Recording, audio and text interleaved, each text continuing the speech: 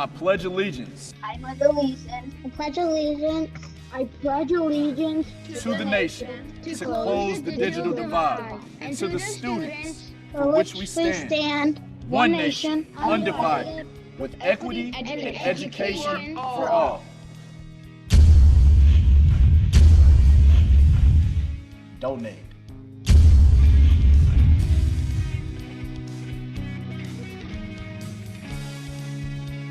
Well, hello. How is everybody tonight?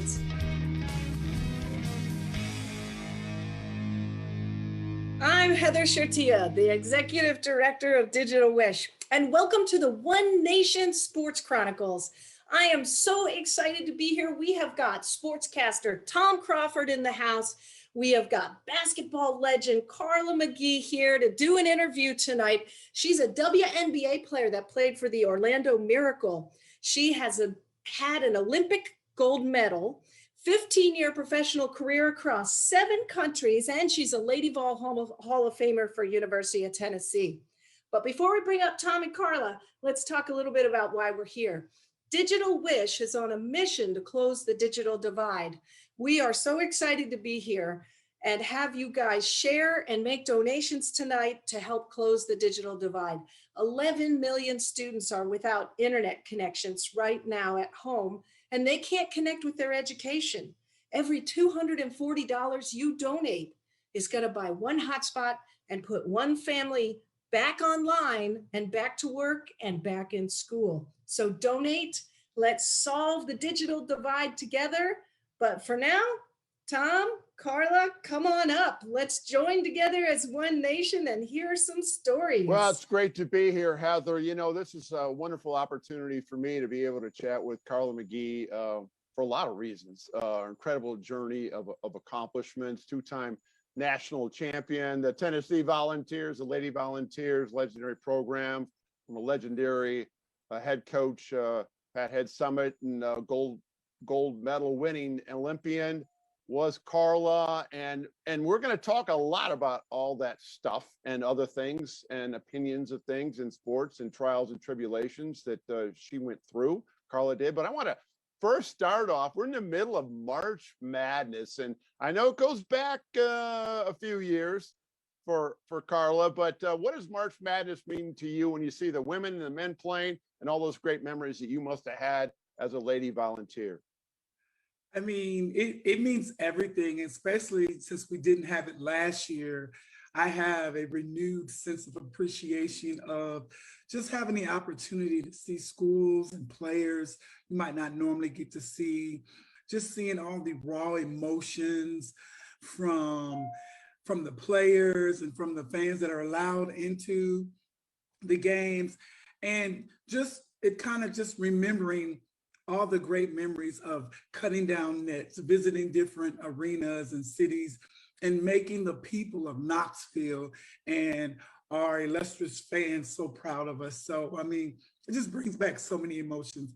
I tell you, I'm glued at that TV from the time games come on to the time it's like midnight. And I know I should have been in bed 3 hours prior to that, but it's something about it. It's like, there's nothing better than March Madness. Yeah, there's certainly, you know, Carla, I guess I wanted to know if you could reflect back and role play if you were playing right now. I mean, at Tennessee, the Lady Volunteers, big crowds. I mean, and women's basketball has come a long way. You got big stadiums now with for the women's tournament, and you're obviously a big part of that. Can you imagine, though, playing basketball with so little fans right now? Would that have been difficult for you to get that adrenaline going, or is it just the sheer competition that propels you to go out there and compete?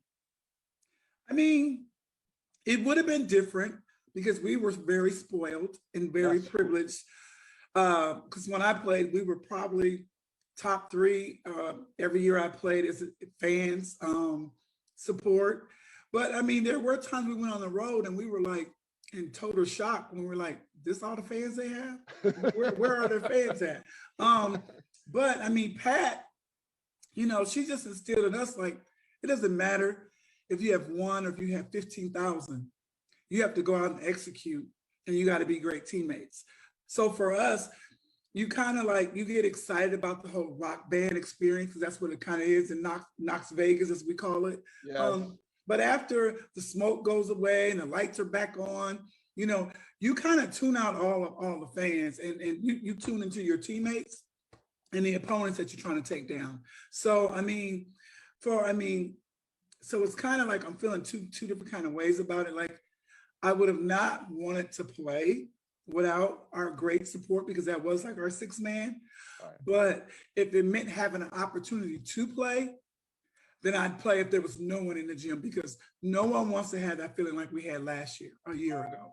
Oh yeah. I mean, I'm sure there was a little spine tingling when hearing Rocky Top, Oh man. For whether it's the Tennessee Volunteer football team or the women's basketball team, you were the two sports in Knoxville that got Rocky Top, to become just a household song that you would hear in the background. And but I got to ask you about Pat Head Summit, the late Pat Head Summit, just a legendary coach. I mean, this is one of those coaches that you think, wow, she's an incredible coach, but what a demanding coach on the outside looking in that she must have been. Tell us what got you to commit to Tennessee and to go through that, because you knew it was going to be a challenge. Well, first of all, I didn't know it was going to be as challenging as it was. Let's be clear about that. The recruiting and the playing, there's a lot. She was so nice. So basically, as a senior, I was recruited by everyone. When you're like they're McDonald All-Americans now, Yeah. but we were more like the Kodak. You have the I forget what we were called, but we weren't McDonald's yet. McDonald's was like a couple years after us. Right. So, but anyway, when you make those first or second teams, then that kind of constitutes you as the five-star athlete that everybody wants. Right. So basically, I knew coming from Illinois, I didn't want to have any more parts of being anywhere where it was cold, any snow. Okay. Like, I wanted to be palm trees, hot. Yes. So Tennessee made it to my top 5. And so what happened was, I was one of those kids that really, really, really enjoyed the process. So I stretched it out for as long as possible because I love the attention. So I took 3 visits, quote unquote, early. And then I took 2 visits in the late part of recruiting. And what happened was, in my 2 visits, the late part, you don't really get to see them practice because the season is over, right? Yeah. So all you get to see is the fun stuff on the campus, the great stuff they used to lay out for us, the videos and all that other great stuff. And Tennessee had checked off the box. I wanted to be an All-American. I wanted to be an Olympian. I wanted to win a national championship. Tennessee had gone to the Final Four like 7 straight years and never won. So I was like, these odds are really much in my favor that, I can get there and we can snag 1 or 2. So, and it was just like, she was the great Pat Head Summit. Yeah. And she came into my household and she laid it out. And I mean, she just had me at hello. And where she had me almost going home was the first day on the track. And I was like, what are we doing? I didn't receive a scholarship for track and field. Like,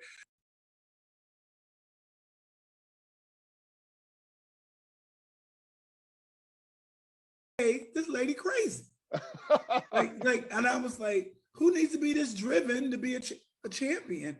But I found out the moment you commit and you buy into, great things happen. And Pat was the one who really instilled in me, you got to let it be amazing and not be afraid of the challenge. And so through that, learning to not be afraid, learning to be challenged, let my body be amazing, I was able to witness being coached by one of the greatest. And I quickly knew what every look was about. If she came around that corner like she had skates on her feet, we were in trouble for a practice. If she had that glare, you knew you was coming out before the horn even beat. So it was like, you were right. Very intense, very demanding, but very fair. And the thing was, like, as when you're young, you don't feel like it's fair. You don't feel like that those many demands should be put on you.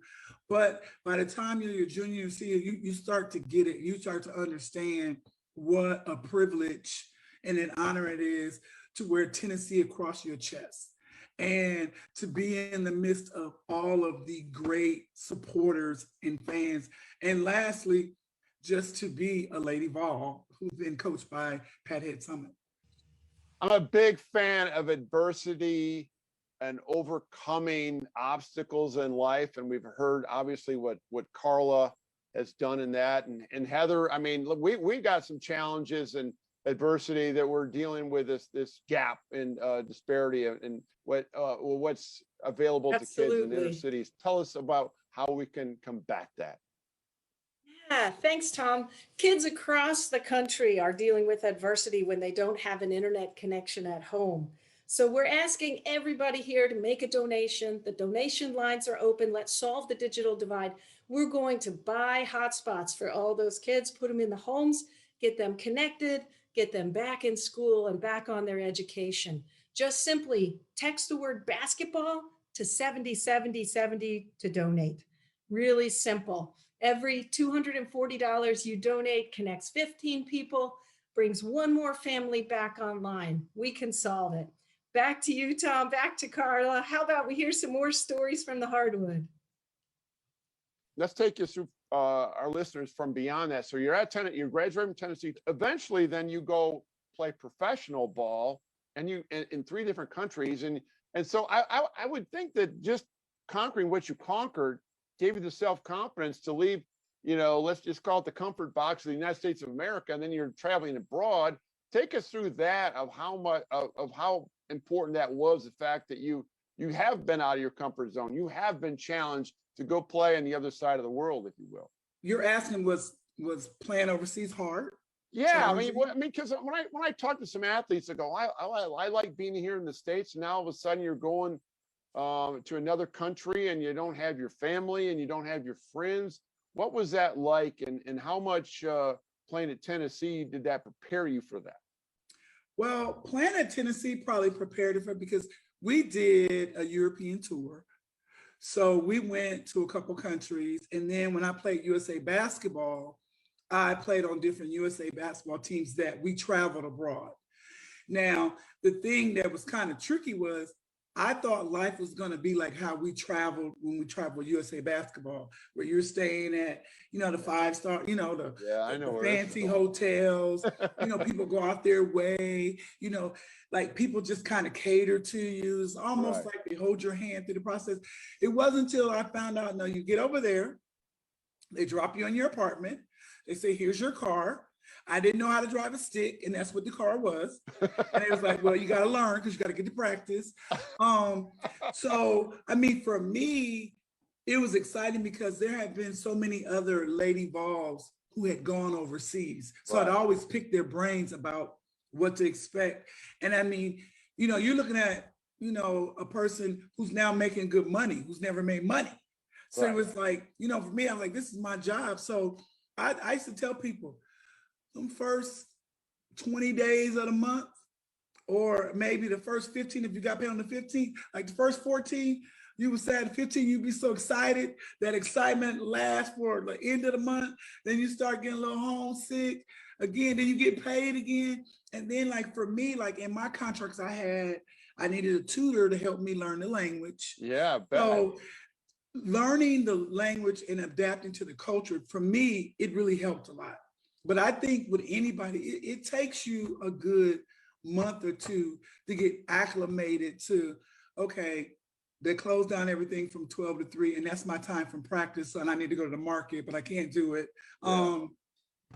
Having people smoke in the arenas and drinking beer, or having a teammate be in the locker room at halftime, they pull out a cigarette, and you're like, what are you doing? Or walking around whatever city, and people looking at you because they're not used to seeing a tall Black woman in the city or whatever. But I mean, it isn't as bad. And I think if you're open to new cultures and you're open to change, but for women, that was all we had. There wasn't an option of playing in, the WNBA, the ABL, because it didn't exist. So I knew from the time I was in high school that I wanted to go overseas. Like I wanted to be a professional athlete. And at that time, professional athlete meant you had to go across the water. So, I mean, yes, Tennessee definitely helped me getting ready, but probably more so USA basketball. Carl, I got to ask you though about the WNBA. You went on there, I think early on, 1999 and 2000, or 2002. And the WNBA was just kind of getting going. Now it's, going great guns, and the NBA has been a great supporter of the WNBA. What was that experience like in the WNBA with the Orlando Miracle? Oh, it was a great experience. It was the thing about what I probably regret the most is after our Olympics, because due to our national team, Commissioner Stern felt like it was time. He saw all the people that came out to see our teams in our national tour. He felt like it was definitely a time and the climate was ready. But there was also another league called the ABL that was throwing tons of money at us. Okay. And I, along with 6 other, so it was split. Like 6 went over here to the WNBA and 6 went to the ABL. But after 2 years, the ABL folded, and then we were drafted one by one. People were drafted back over into the WNBA. But the thing that I loved about the WNBA was we always felt like it was we were treated with the very best. Right. We had an opportunity now for our families to see us play. We had been playing in Europe. Internet wasn't huge then. So, really there was nothing to see but maybe some videos. So this was the opportunity that people could see you play on TV or in person. But more than that, this is the opportunity for you to see the smiles on different people's faces that didn't even know you. Like my nickname was Big Red, right? Okay. And I would have fans bringing me gobs and gobs of Big Red gum. Or signs, Big Red. And these were people that didn't even know me, but they embraced me and they loved me. And, through the WNBA, we had an opportunity to do different community services where we got a chance to reach out in our communities and help. I just think the W, now they're celebrating 25 years. Yeah, it's amazing. It's amazing. Like, I think the slogan is count it. I mean, there's so many things you can count on the WNBA to do and showcase.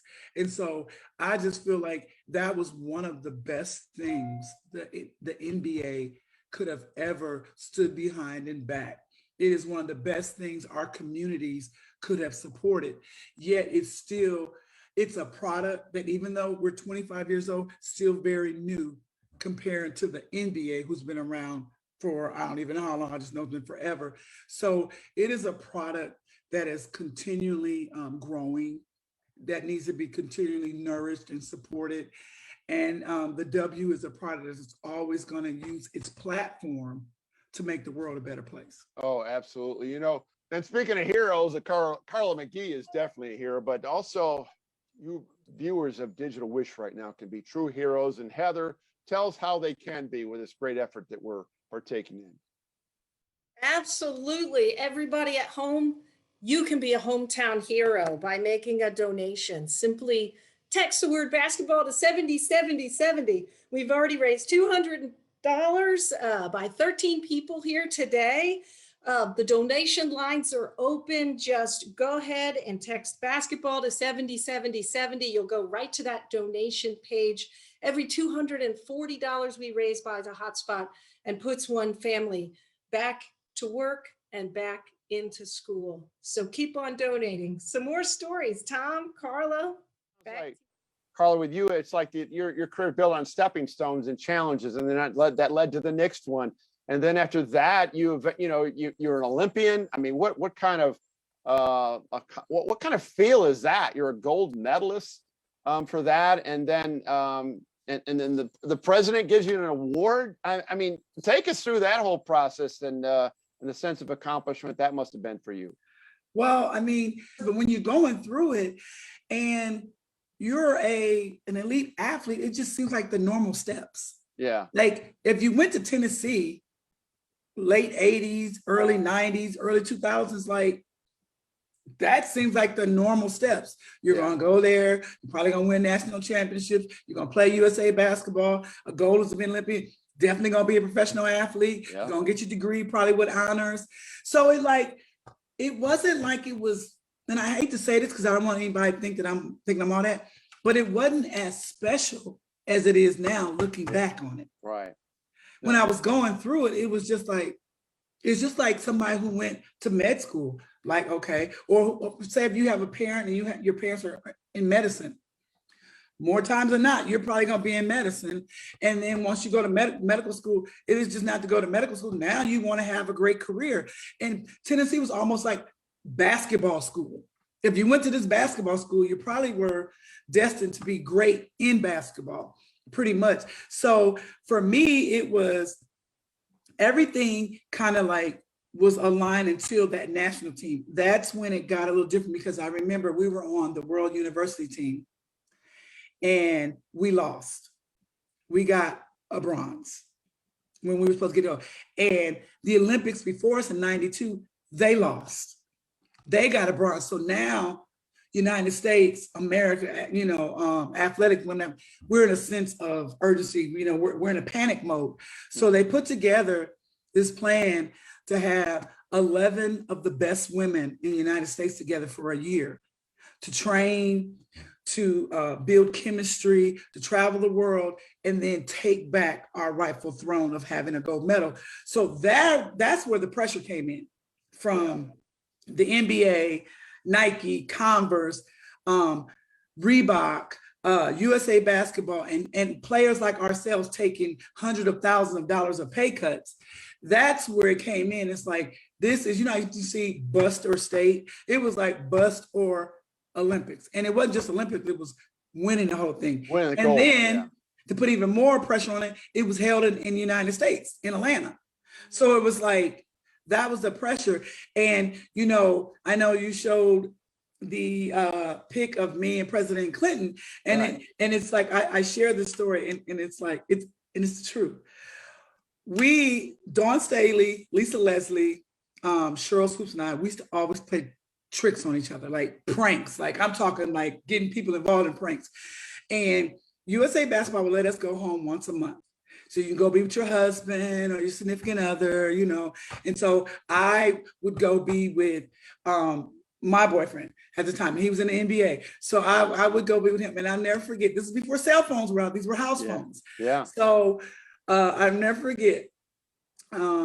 They said, Carla, you got a phone call. And I was like, okay. So I got on the phone and they was like, hi, this is the Secretary of the States. And I was like, United States, White House, DC, so I was like, oh, darn them, they don't got good. They got people involved in this. Yeah. Okay, they want to play, I'm gonna play. Whoa. So she was like, well, the president would like to speak to you because we would like to honor you and have you come take the torch for him running around the lawn and of the White House and then onto the streets to be a part of the torch runners. Right. So, at that time, it was a big thing. The torch was coming from everywhere. That was huge. Down to Atlanta.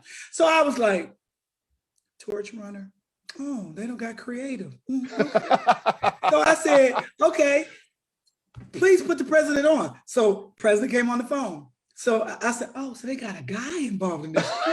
And I said, Eddie's country. Okay.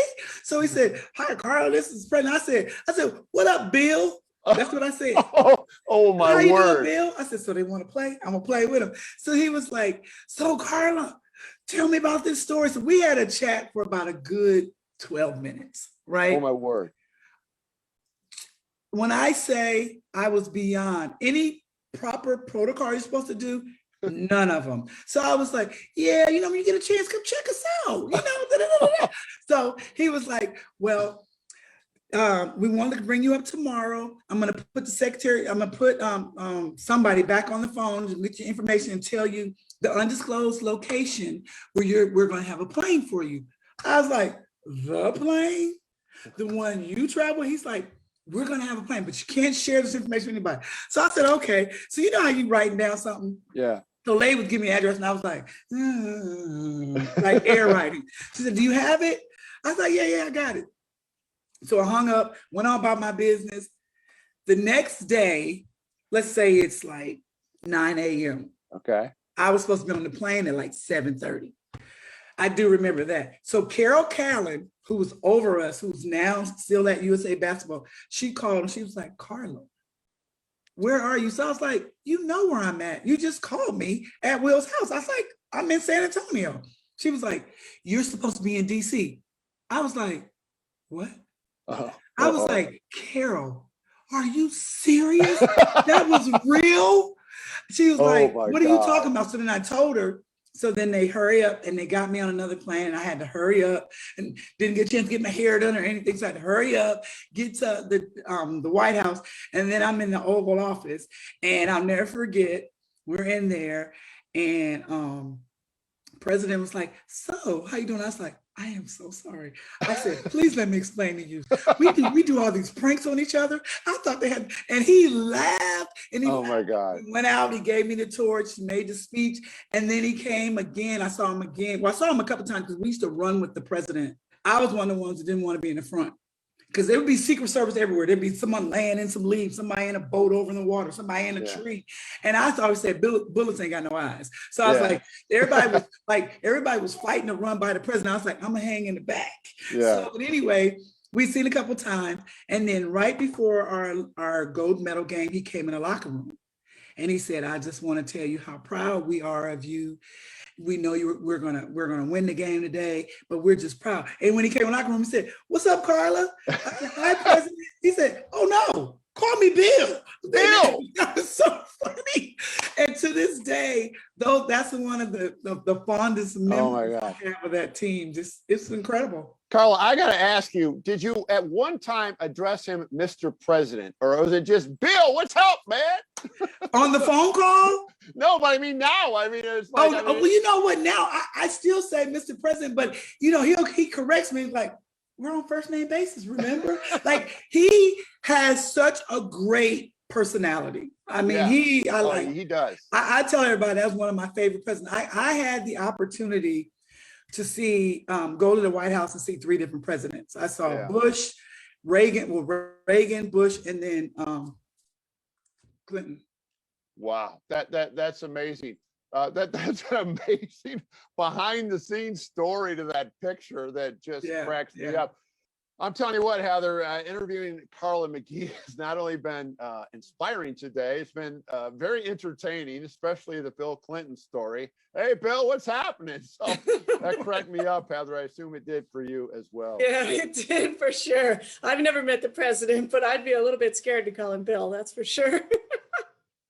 Well, for any late attendees, there's going to be a recording of the whole thing available at www.connectastudent.org.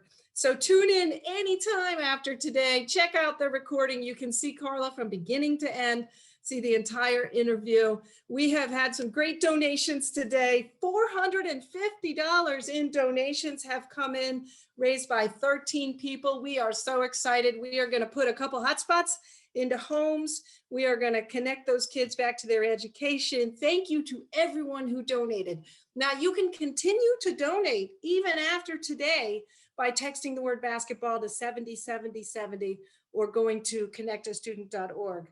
There will be future sports chronicles coming your way. We've got Olympiads coming up. We've got soccer people coming up. All kinds of professional athletes coming up for the One Nation Sports Chronicles. I want to thank everybody for coming today. We can join together as one nation, and your donations make that possible to solve the digital divide together. Have a great night, and thanks for coming, guys.